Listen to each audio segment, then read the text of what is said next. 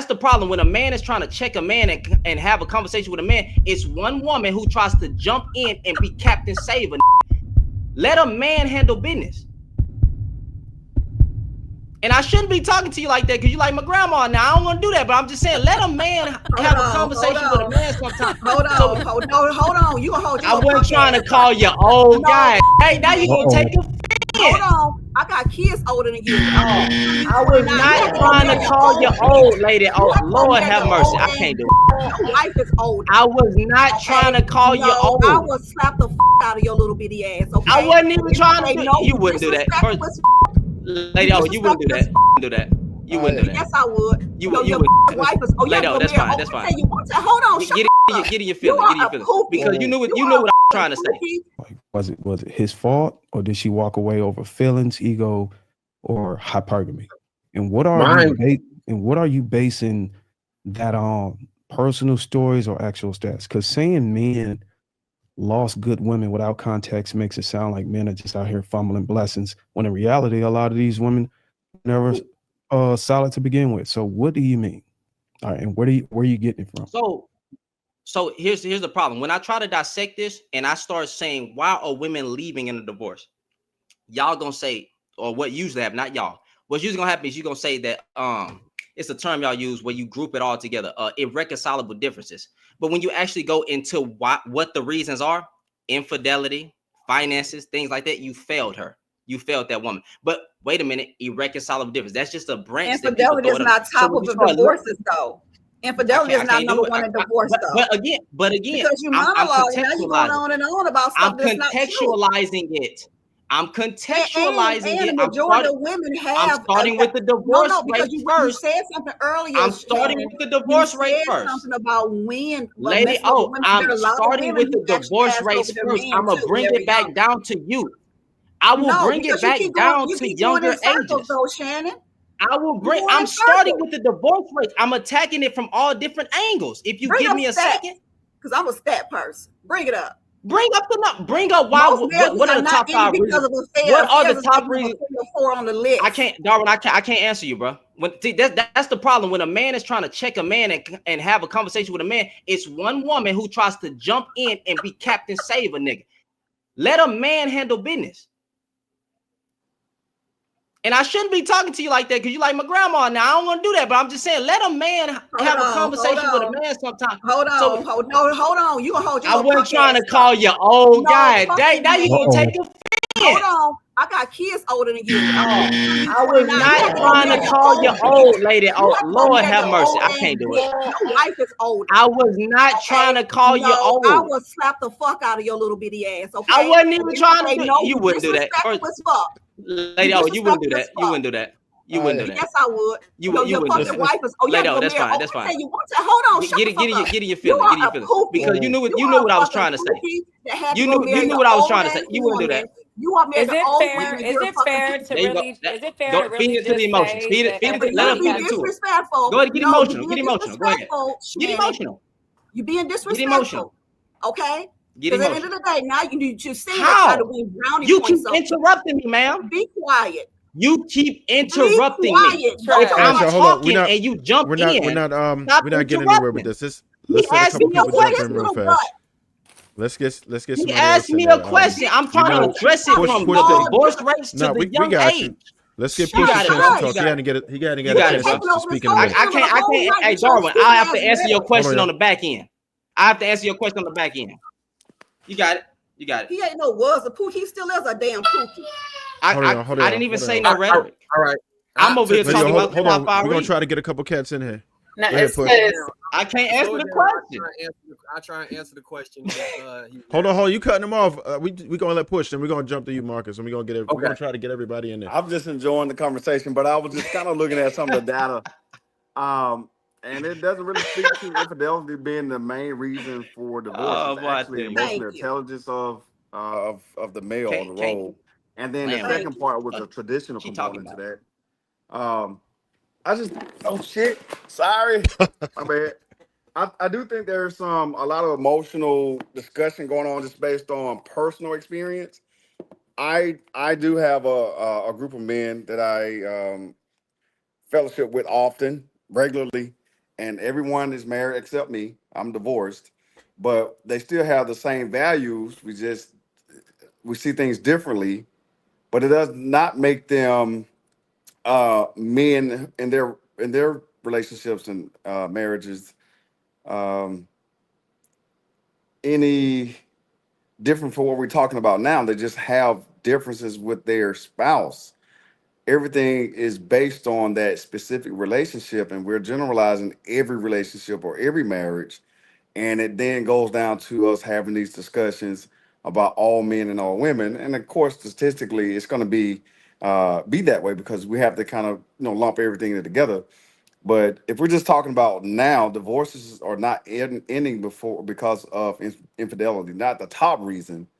And actually, finance was the second or the third. So infidelity was a little lower on that totem pole.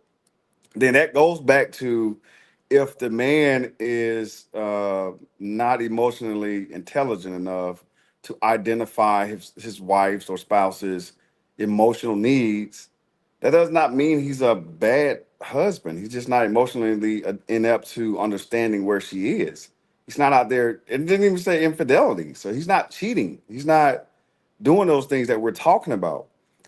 So there, I think we do pull over to having to have those discussions about therapy, which everyone I feel needs, because it's important to then grow as the person that you were not. And if you still remain the same person that you were 10 years ago, emotionally, it's going to be difficult to maintain a relationship, marriage or not. So that's how I feel about the entire thing. Just you have to kind of grow from where you were.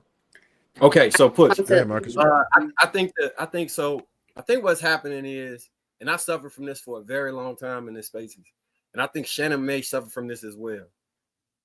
The experience that you've had with women, mine was similar, where I did meet a lot of good women, and I was doing cheating or was not ready to settle down at the time. And there's a group of friends that I have that have the exact same story who are all married now. Then there's another group of friends who don't believe in marriage but have long-term women.